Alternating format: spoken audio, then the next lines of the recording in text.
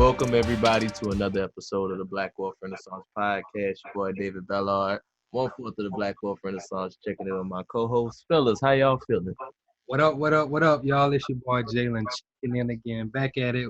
Love to be here. How y'all doing, bro? Going on, everybody? Kelly here, checking in. What's good? What up? It's your boy Jerry checking in. How y'all boys doing today, man? How y'all feeling, man? Feeling lovely, man. It's a Ecstatic, bro. It's beautiful a Sunday beautiful evening. Sunday, man. Temperature just right, man. And we got a very special guest on the Yes, podcast sir. this Sunday, man. We definitely thankful for her taking her time out of the schedule. We saw like this article on Instagram of this black woman who was a VP of an aviation airline. And I was just like, man, what? And then I just kept on seeing it. So I was like, you know what? We gotta look into this. We ended up DMing her, got a DM back, and ever since then we got on. We want to say thank you to Miss Rexy Rolle, the VP of Bahamas Airline, Western Bahamas Airline. Thank you guys for having me. Like I told you guys earlier, I think it's amazing what y'all are doing, making it a practical approach. When we're thinking about Black entrepreneurship, Black wealth, and giving people daily inspiration and as well as practical information as to how to proceed in business. So thanks for having me. Thank you. So we're just gonna kick it off, and we want to know. Well, we really get our guests to introduce themselves to the audience. Where you're from, how did you get started with what you're doing now, and kind of like what was that process? What kind of swayed you to that area? Right. Well, that's a loaded one. Well, so currently I'm VP of Operations and General Counsel at Western Air, and that's an airline based out of the Bahamas. And essentially, it is also a family-owned and operated company. It was started by my parents in 2000, and our inaugural flight was in 2001. I was 12. And it literally started with just, the idea was just to have one aircraft. And my dad is a pilot by trade. Well, he doesn't fly anymore. If you haven't seen, he has a really big stomach, so that's over. But back then he was a private pilot, and my mom was a stay-at-home mom. And basically the idea was just to try to finance one aircraft to go from where we're from, Andros, into the city. Because as you could imagine, the Bahamas is separated by water. And so if you want to go to the hospital, if you need to go to the court, if you need to do bulk grocery shopping, you have to go to Nassau. So if you're not going on the boat, the other alternative is obviously to travel by air. And so that's the general context that everybody's used to flying on smaller aircrafts. And so at the time we had the national air carrier, Bahamas Air, which is still around. But they were busy with a lot of other routes. And so we saw an opportunity. In fact, my mom and I got stuck on the airport for most of the day. And we came back home to my dad and we were like, there's gotta be another way just to get from one island to the next. It's 15 minutes. There's gotta be another way. So that's really how that kind of started. And, my folks are very young. And so I like to say we grew up together, and they were the kind of parents that made me involved in things that I did not want to be involved in, going to aircraft inspections, meeting with aircraft brokers at 12, 11, 10 years old. And so it became a passion of mine as well. And then, of course, as you know, in any good business, if you are expanding, you also will feel a lot of struggles, and a lot of challenges. And so I felt it was important for me to kind of cater my educational career and also my work experience into how I can assist Western Air. And it was clear that it was on the legal side and as well as the operational side. Sometimes you could have the whole idea of how something works, but as you guys know, there's a lot that goes behind business and structure and documentation and improving the internal structure of a company. And so that's where, I came in to further assist where the company was already going. I love it. Yeah. Yeah, some gems in that one. It is, and it's like, to me, it's really like a true example of like building generational Yeah, wealth. and planting those seeds, man, is Like from generations that you see it in real time, like you at 12 years old there with your family, that's dope. Like, and seeing Right. you build into that person, now you providing way more value to the organization than they probably even thought y'all would have needed at the time. Absolutely. And you know what is so funny is that I think the more we got, I guess, various articles that went around, one of the main conversations or things that people would send me and say, well, this would have been more interesting if she was working for Delta. This would have been more interesting if she was working for, JetBlue or something like that. And no offense to those airlines, of course, they're amazing. But at the end of the day, I always find that so strange that we want to talk about Black wealth, and we want to talk about building generational wealth. And I'm telling you that, I remember being 9, 10 years old, and we're sitting in the house with aircraft tires, GPUs, and all of our files in the house. And you're teaching your children the struggle and the hustle, and to continue to push at what you feel you could actually achieve. And then people kind of smear it as, no, it would have been more interesting if she was working for someone else's company. Nah, I prefer to work for a company, number one, that is going to represent my beliefs. And I know that it's very closely connected because it's my family's company. So I feel a lot of pride in that. And sometimes we kind of underestimate that because it just seems so close to home. But it doesn't make it any easier. In fact, I'm more closer to understand the trials that had to happen in order for us to get to that point. and whoever was telling you it would have been more interesting, forget them, because it's definitely more interesting than saying we built this from the ground in 19 years ago. So yeah, this is amazing. Especially y'all. So y'all have expanded now. Like, how many aircrafts do y'all have now? We have currently 16 aircrafts.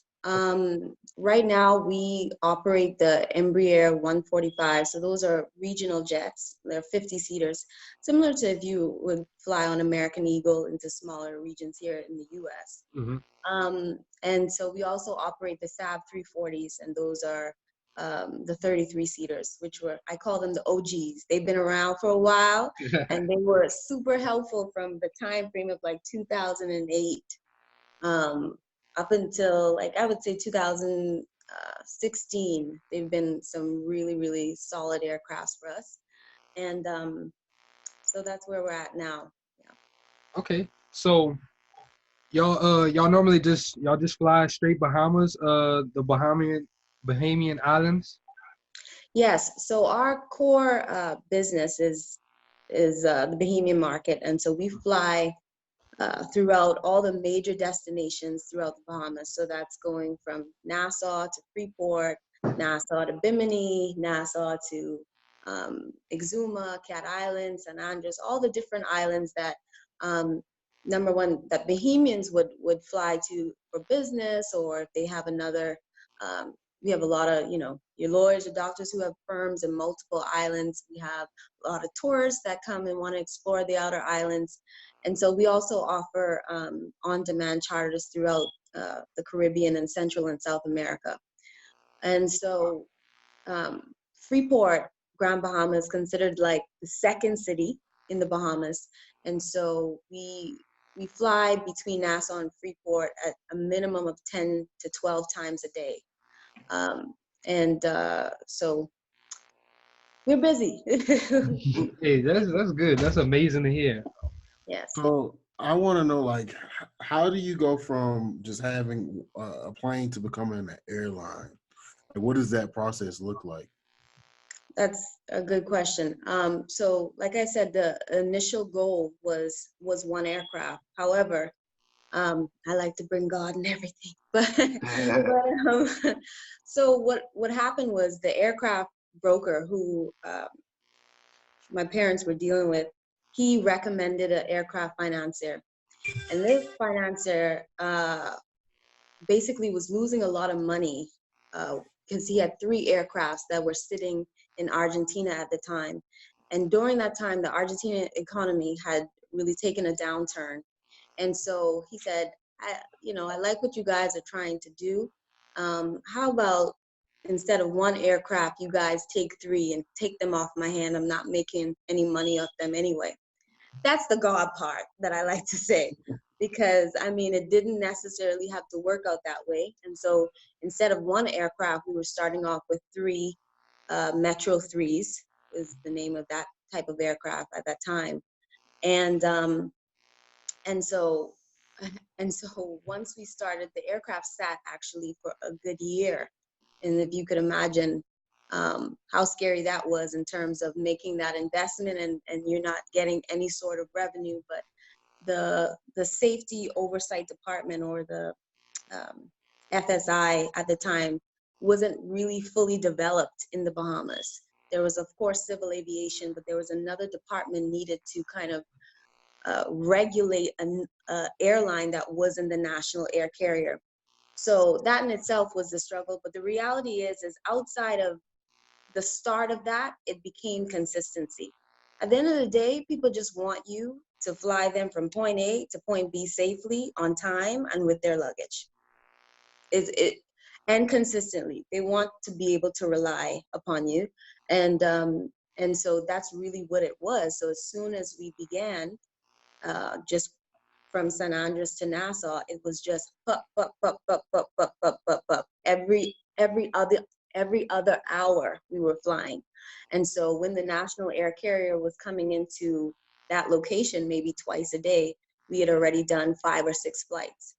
So that kind of, we also were aggressive, so that kind of consistency would make people say, oh, I want to get where I'm trying to go. I don't have hours and hours to wait. I'll hop on Western Air.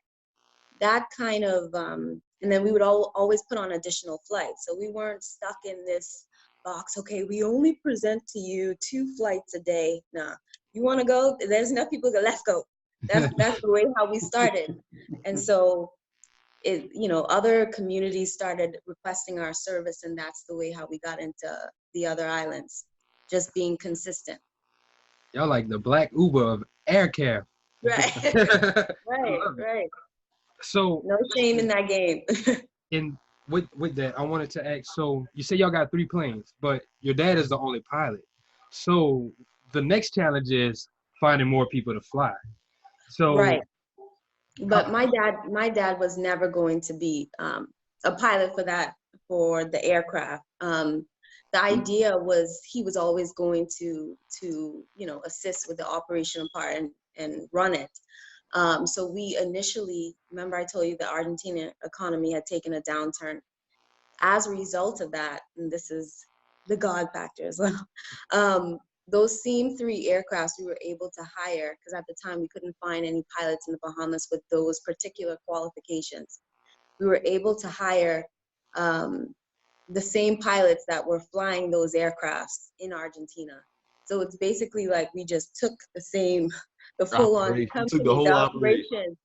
Right, and our first employee was a gentleman, a mechanic from Panama, and he came to live in Andres with us. And I remember it like it was yesterday. And we literally were operating on the outside of the airport, and just taking it one day at a time. And every day, my aunts and my cousins were the ones who were the ticket agents in Nassau, and my aunts were the ticket agents in Andres, until we continue to grow and hire additional people. I love it, man. Humble beginnings and just like consistency in the grind. That's a true lesson for businesses. Just like that lesson on consistency, because it's not even just like in that industry. That's something across the board. Everybody wants consistency from any business. It don't matter what business you're in. Absolutely. And one cool thing I wanted to take out of there too, I like that you said that your dad always had the plan to not be a pilot. It was he was supposed to be part of the operations. Like a lot of people don't get that key step in there of like, how am I going to remove myself from this business? How is it going to run without me? And he already had that planned out from the beginning. I think that's really cool. Oh, absolutely. And then, I think you have to take full stock of your business and see where you are most beneficial. Mm, Uh, you know, Pilots are incredibly important and you want them focused on their functionality, period. They don't need to be thinking about, oh, I need to send the fuel check. Da, da, mm. da. No, you want your pilots focused on precisely what they are doing. And that's flying people from point A to point B safely. So I think he recognized that from earlier on, that he would be operating the company instead of flying.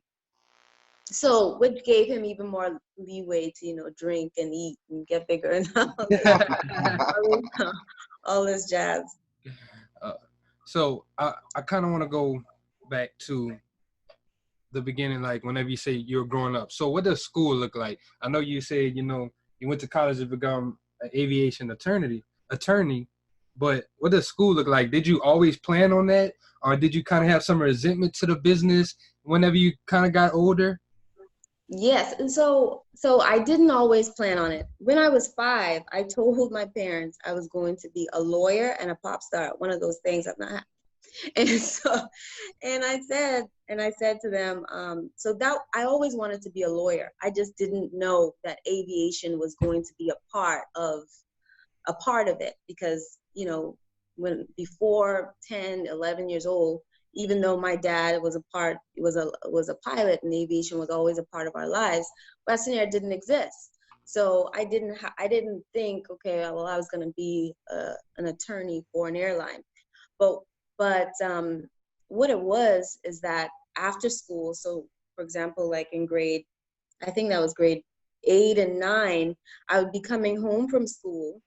We'd have to stop at the airport, and you got to write your little baggage tags, help Miss So and So, or Miss Johnson, or Miss this and that, Miss Smith, or whatever, carry their bags to the aircraft, and that was just a part of life. And in the meantime, you talk to your parents, the only thing they want to talk about is business. So you learn a few things.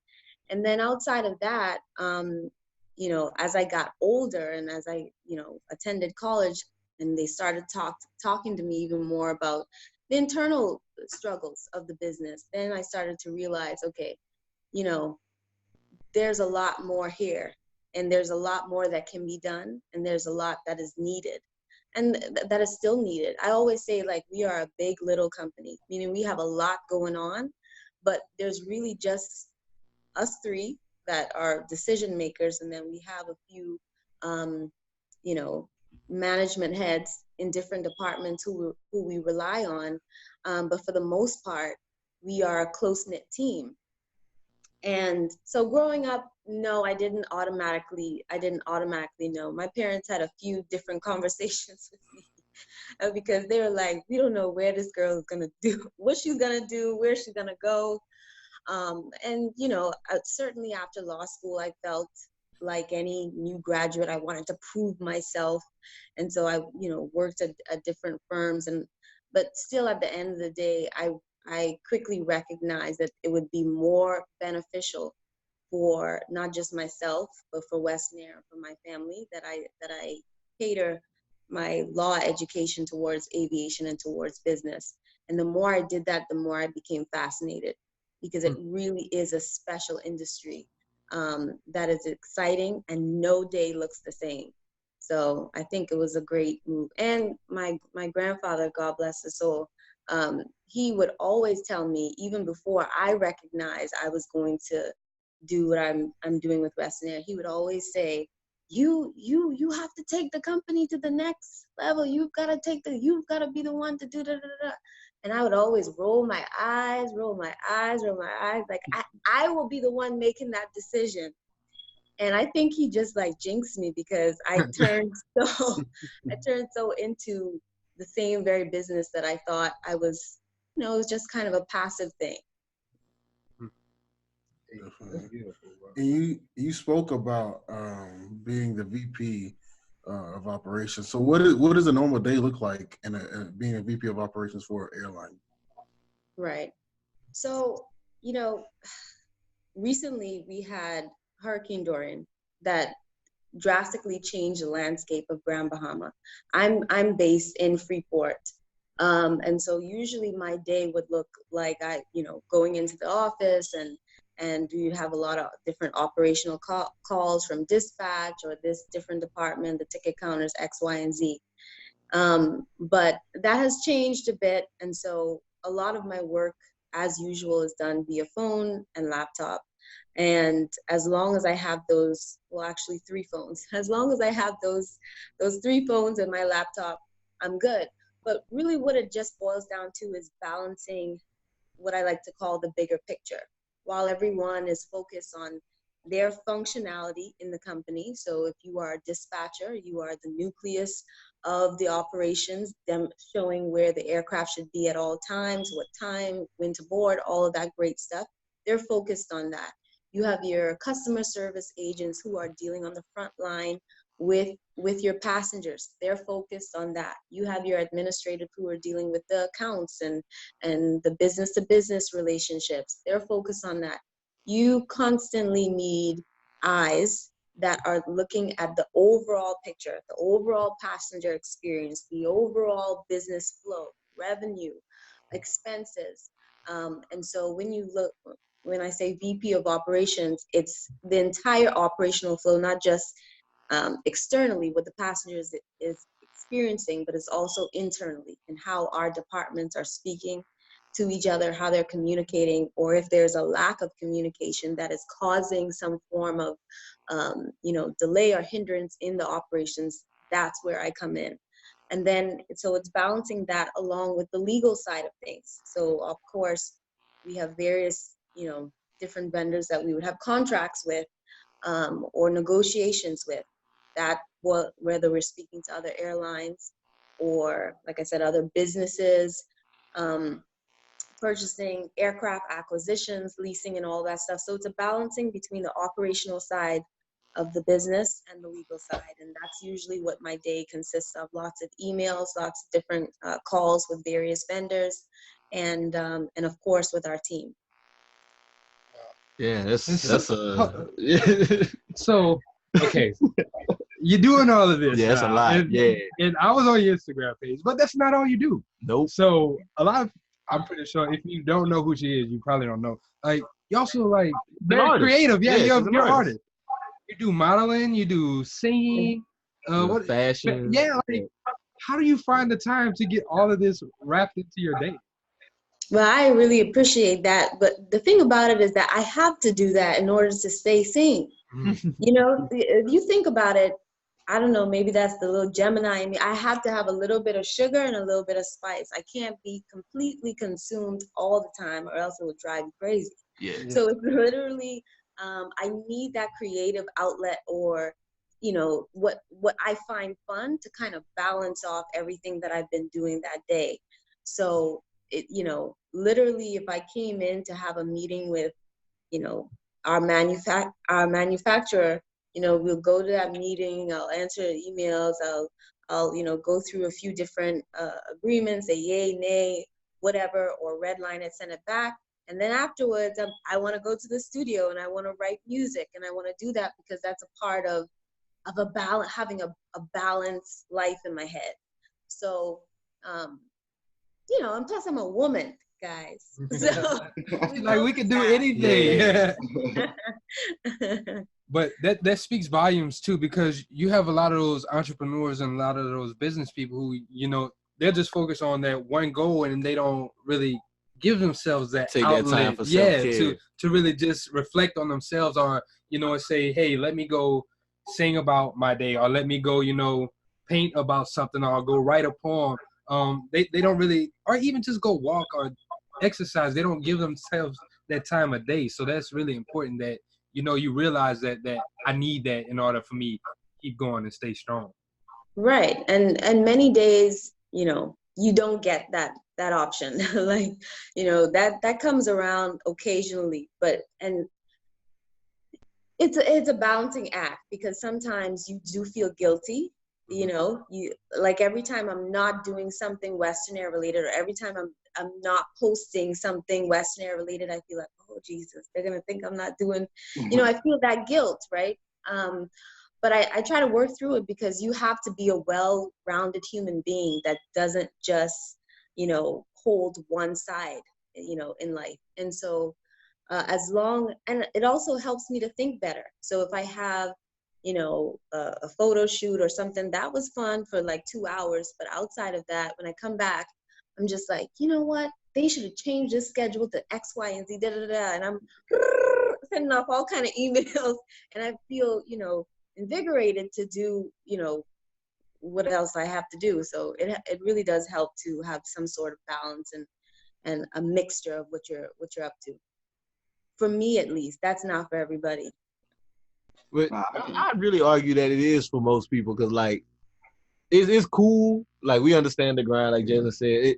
We all on it. We all understand that grind, that hustle, that you really, really want to be like locked in on what you're doing. But that time for self-care is still very, very important. Right. Jared or Kelly, y'all had something look like one of y'all was about to say something. Oh no, I was just about to say, like, I definitely agree, because I have to do the same thing. Like, I have to take a second and stop, because if you don't, like, you'll run yourself, into a hole, just going too hard at stuff, or then you start to get impatient, or you'll start to be trying to rush things, or Thanks. it'll mess up more than it'll help when you go too hard with your business sometimes. Right. I did want to go back to the being an aviation lawyer. Can you explain to the following, like, exactly, like, what exactly that is, and what kind of things that you do on a daily basis for just that aspect? Right. So aviation law is, there are a lot of sections, and aviation in general, I think the lay public may not necessarily realize there are so many different angles in which you can practice aviation law. Besides airline, there's of course general aviation, and there's just a lot of different facets, manufacturing parts, all of that jazz. But for me specifically, I obviously am focusing on aircraft acquisitions or aircraft financing. So there's a lot of documentation and work that goes along with that, as well as the regulation side of it. So that would be dealing with the FAA, or dealing with, more so I deal with Bahamas Civil Aviation. We are right now in the process of our licensing with the FAA to be able to fly to the US. And so we would have more,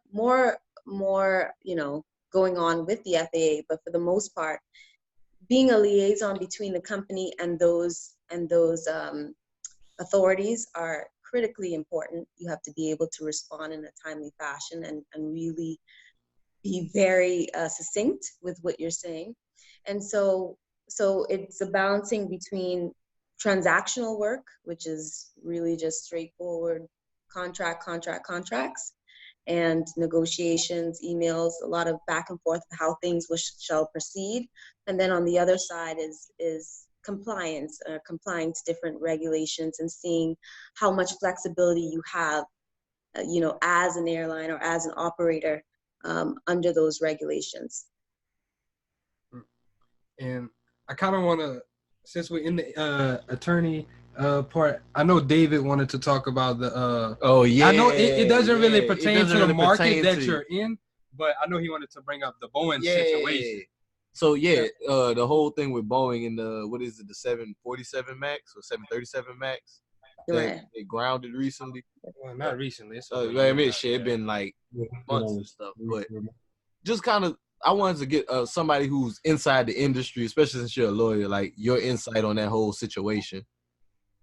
Right. Well, he's like, that's a mess. I can see it in your face. That's a mess, and there were a lot of conversation going on in terms of what was actually known and what was discussed, and let's just say I don't want to go there, but what I will say for the most part is that it was a terrible situation for the aviation industry in general, and I think different civil aviations have to do what is right for their countries, and I think that's why you would have possibly seen a delay in in different aviation authorities reacting to that situation after the fact. I would say that that Boeing is actually purchasing our manufacturer for the Embraer 145s, and Boeing at the end of the day is, if not the greatest, one of the greatest aircraft manufacturers that in the world.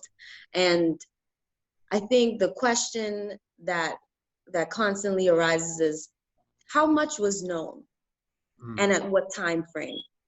Because it's just so incredibly tedious and so thorough when you release a new aircraft, right? There's so much testing. And even when you are not purchasing a new aircraft and you're purchasing a refurbished aircraft, there's just so much that goes into it.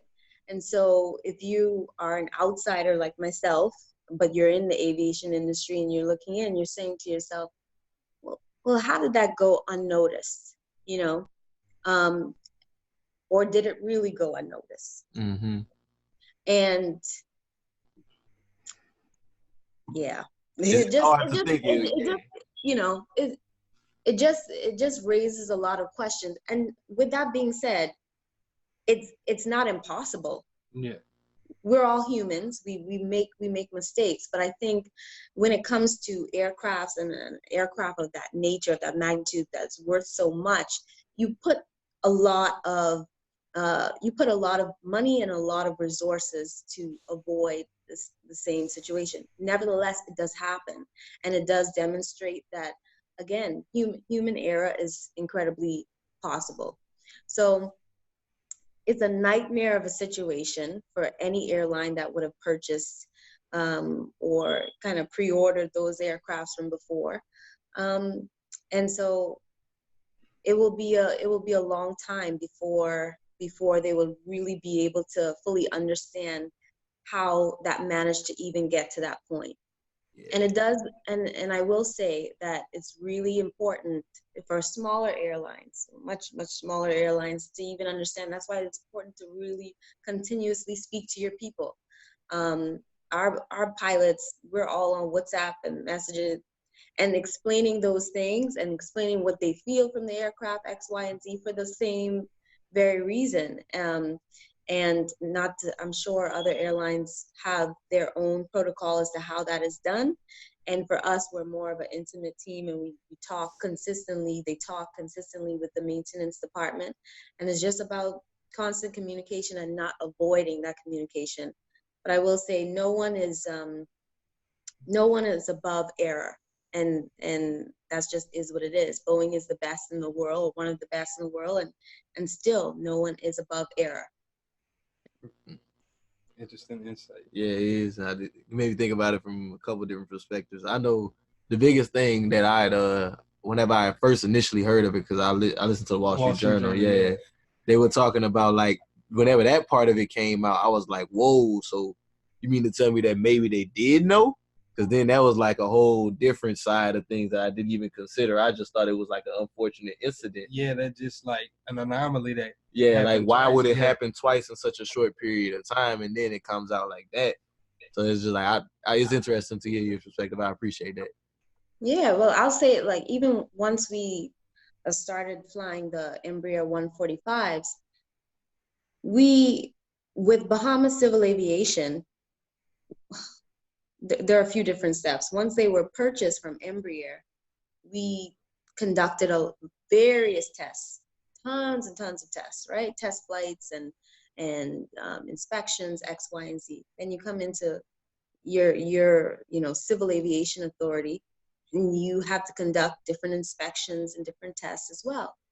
And so alongside that period, even before any sort of paying passenger goes on that aircraft, you would have done hours and hours. We would have done hours and hours and hours of just flying, empty. And so with that being said, I'm sure they would have done an abundance of that as well.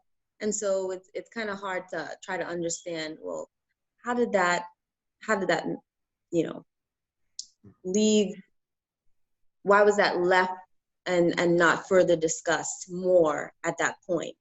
And sometimes, I mean, there's a lot of technicalities involved in it. I think they felt as if it was something that could be controlled, from what I understand, from the flight deck. And so I'm not a pilot, and I'm not going to say that, they were right or wrong, but I will say there was a lot of discussion that probably could have avoided possibly that. Just kind of, I think this kind of opens, and this just might be me, like a broader, conversation, really, on some things with capitalism in large industries. Like, sometimes in large industries, we think like the BP oil crisis and things like that. You can they can it'll happen, but I'm not going to say overlook it, but the way that they'll kind of get it. The way they value it is like, look, we got to make this money. Yeah. Because the kind of the same thing happened with that. I think it was one of the higher ups. He kind of knew something wasn't right with that well, but he still was like, you know what? We have to make this money because we have a large company that we have to keep going. So, like he said, I think it does kind of, bring that question to capitalism, where is the business more important versus the consumer's lives, like the consumer's well-being. So that is kind of a great perspective of that. Yeah, it just made me think about it, because like I think of smaller, more intimate airlines like y'all's. Like, I feel much safer in the hands of people who value the value, like the profit of their company, but they also value the people. Yeah, like you said, growing up. Right. Well, what I would say just in general, though, is that anytime anything happens to any airline, to any aircraft, it does not benefit monetarily for anyone. So we constantly need the public to feel safe flying on these man-made machines. The reality is that human error is possible, but at the end of the day, what is most critical is being safe. And if you want to talk about, of course, capitalism runs the show, but even if their focus is just money, then their focus is being safe. Because if they are not demonstrating safety, then the industry does not make money. Right. So I'm sure no one wanted something like this to happen, and I'm sure that definitely wasn't the intent. And I'm sure safety at the end of the day would have been the priority, because safety does equal money if their mindset is money. So like I said, no company, no matter how great they are, is above error. And I think that's a slept on benefit of capitalism. Like, when you look at it in the grand overall scope, people have a incentive to give you the best product or the best service, because at the end of the day, that creates more capital or more revenue for them at the end of the day. If I give you iPhones and they start to explode, you don't want to buy iPhones anymore. So I have to make sure that that's a very, very good product before I give it out to you. So like you said, if anything bad happens in the air industry, now anybody that feels a little bit less safe riding a plane, that creates issues for everybody. So it's like, I think that's a slept on benefit, and I feel where you're coming from for that. Yeah, it's a benefit to give people good service. Mm-hmm. It's a benefit to give people a quality product. Everyone wins. And so, yeah, I think that really is at the core of a successful business. If you really are good to people, they will respond. So I kind of want to get into some of the not really struggles, but the pain points of being in the aviation industry, and especially since, we are Black. I don't know too many Black people in that space. So what are some of those, challenges that you have to really face on not really just a day-to-day basis, but in that space? Probably the underestimation is really annoying. And, you know, I recently had a conversation with a representative from another airline, and I was under the impression that they were, and I was under the impression that they wanted to work with us based on mutual friends, not friends, mutual associates that would have tried to connect to us. And in the conversation, it was just very apparent and condescending as the way how they thought we ran our operations. Oh, so what do you guys do? Like flying like twice a day? Oh, it was very passive and condescending in my opinion. And that's no, you know, offense to them. It's just clearly what they naturally think. And the reality is that because we are grassroots operations, and a lot of our business has not involved the online presence or had to have been so dependent on the online marketing, we come across like a very homely company, and that's exactly what we are. But don't let that like completely fool you as to what exactly we're doing every day. And so when it comes to being Black, now the Bahamas is a predominantly Black nation. However, if you are in the world of aviation, you are a minority at the end of the day. And so it's just a matter, like many Black businesses, it's fighting to get the things that you know that you are entitled to and that you know that you deserve, meaning the quality of service, the correct products, the quality of the products. And there sometimes could be, you know, a bit of discrimination, whether that's race-based, whether that's economic sizing based, because, you know, Western Air is not Delta. So it's a matter of defending what you know you're entitled to, or your company's entitled to, or what your passengers deserve. No, I don't want you to give me refurbished passenger seat belts. We paid for X, Y, and Z. So it's really that. It's sometimes an underestimation or just people being passive as to what they should provide you because they don't take you as seriously. But for the most part, I really would say uh, money talks. If you are willing to spend money and invest in different businesses. People, for the most part, are just more so concerned about that, and that has been my overall experience.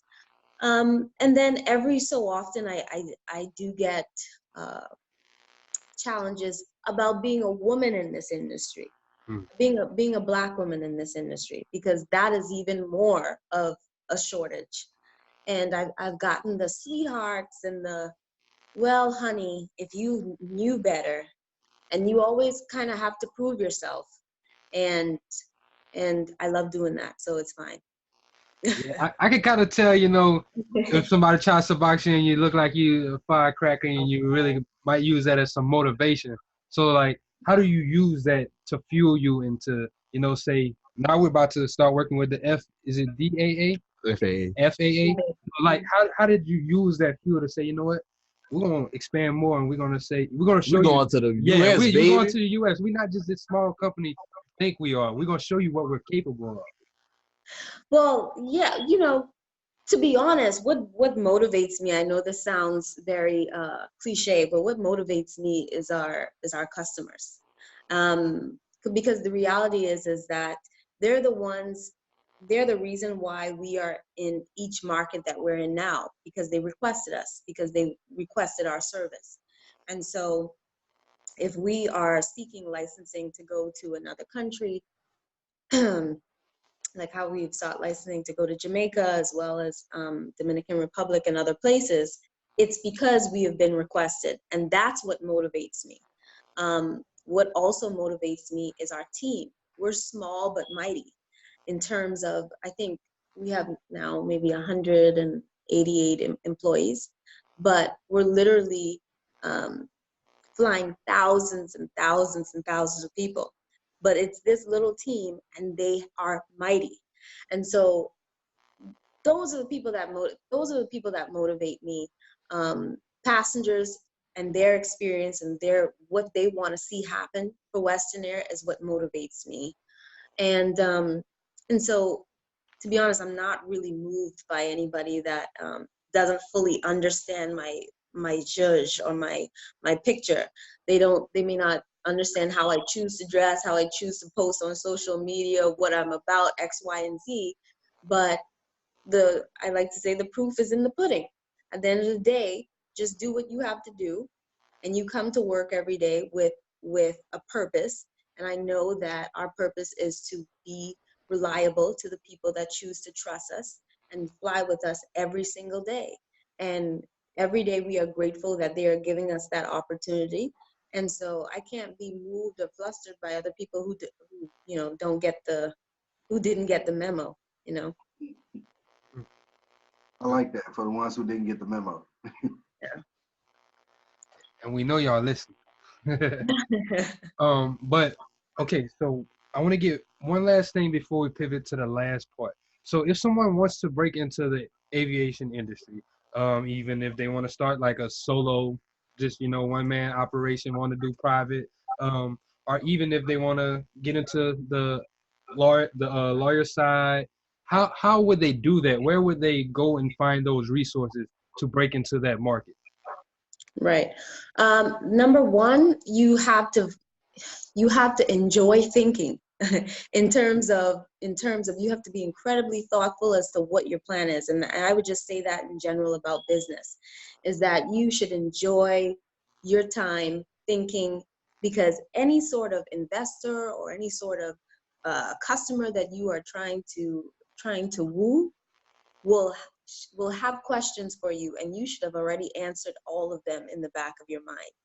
And so when it comes to, if you want to start, a small airline or a private charter or Part 135 type of operations, where are you flying and who are you catering to?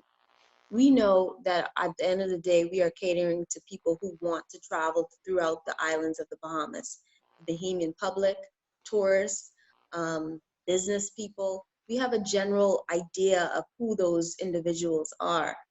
But outside of that, you have to know what your niche market is going to be. Who are those people that you are going to make life a bit easier for? Because if you're not making life easier, then they don't really need you. And to me, it's better to be in some form of essential service or a needs business than a want business. And sometimes the needs and wants are blurred, and that's okay. And if you have managed to be successful in providing a want business, then you are almost providing a need business. So I would just say that it's really important that they recognize what would be your roots, who you'd be targeting. And then on the legal side, of course, that goes into LSATs and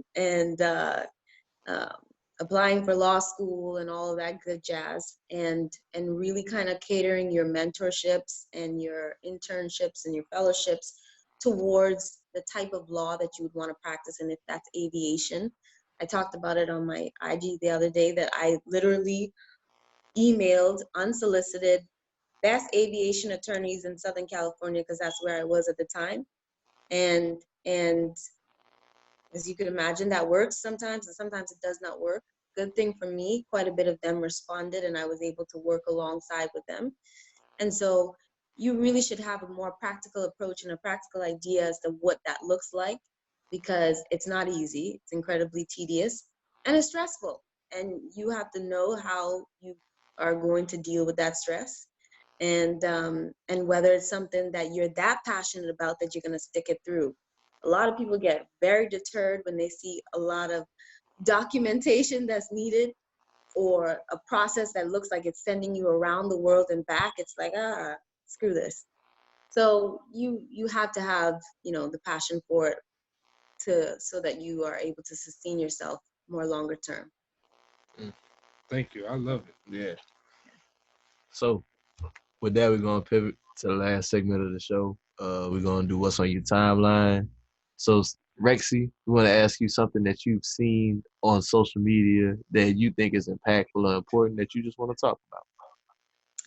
All right. So I follow Sarah Blakely, and she is the owner of Spanx. And I think she was the youngest female billionaire. I'm not too sure, but she's the youngest female billionaire, and she created Spanx. You guys know Spanx? Yeah, we know Spanx. I don't know Sarah, but I know Spanx. Right. Okay. Well, one of the things that I heard that she said, it was a recent post, and she said one of the things that that every human being has $1 million idea, has $1 million idea in them, and what stops us from from achieving that $1 million idea or bringing it to life is fear of failing. And it's so incredibly true. We live in that era where we're so, afraid of what other people may think. And sometimes we think that our ideas are not good enough, or we feel like if we haven't seen it be done before, that it's not possible. And the reality is that everything had to have a first. And so it's all about taking that risk and not being afraid of going after what you feel is possible, or going after what your ideas are that have come to you. So I thought that was really interesting and powerful. And then just one other thing I also saw was just the importance of understanding your purpose in general in life. And not everyone is going to be an entrepreneur, and not everyone is going to be an employee, and there's no shame in either. And sometimes your purpose is attached to someone else's vision, because sometimes visionaries are not always doers, or are not good at implementing or enforcing things. And there have been many people who have become millionaires off somebody else's vision. And so while I'm 100% pro Black entrepreneurship, Black businesses, and I certainly want people to create ownership of their own ideas, but understand how we can help build each other, and still create wealth between each other. But we have to work at what our strong suits are. Some entrepreneurs are extraordinary visionaries. They have these fantastic ideas, but they will never sit down and continue doing permits and licensing and all the jazz that is necessary. So it never gets done. So somebody has to do that. And so there's no shame in being a part of a team, and still creating wealth along the way. So that's just what I would say in general. That's beautiful. Like, that's a great way to end it. Like, I don't even want to say nothing after that, man. Look, I'm gonna mess that up. So look, we want to say thank you for coming on. Thank you guys. Sharing all your knowledge, your expertise, and your story. We really appreciate it. Before we wrap up, we're gonna get into some house cleaning. Oh wait, what we got? Rexy, please let the people know where they can find you. Where if they want to know more about you, where they can check out your music, where they can check out all the different things you got going on. All right. My Instagram is Rexy Rolle, RexyRolle. That's my IG, and my website is rexyrolle.com. Yeah. Y'all definitely go. And if you're in the Bahamas and you would love to travel throughout the different islands of the Bahamas, westernAirBahamas.com, and definitely come see us. We have flights going all throughout the day to go to any one of the beautiful islands throughout the Bahamas. I gotta go back to the Bahamas, man. We're gonna go to the Bahamas. We're gonna fly Western Air when we get there. Like between there and Jamaica, bro, top 2 places I've been, bro. Oh, awesome. Awesome. Thank you guys so much. I know. No problem. So let's get into this house cleaning before we wrap up. Okay. We want to say thank you to all our listeners for constantly just rocking with us. We keep on peaking higher and higher in the Apple podcast. We recently peaked at 61 in Apple US Business Podcast. So thank you to all the listeners. Yo, what you got? check out the website, www.blackwealthrenaissance.com. Yeah. You can get on all these courses, these tools and resources we got up there for y'all. We got ways you can learn how to build a skill. We got ways you can learn how to build a business. We got all these different tools up there for y'all. We got blogs teaching you about different things. We got the merch. You see us wearing it. We always wearing it. Y'all check out the merch. What else we got up there, man? Man, that's pretty much it. Our podcast, other podcasts, that's pretty much it. Y'all just keep on tuning in. Be on the lookout for the Black Investors Summit happening in next year, 2020.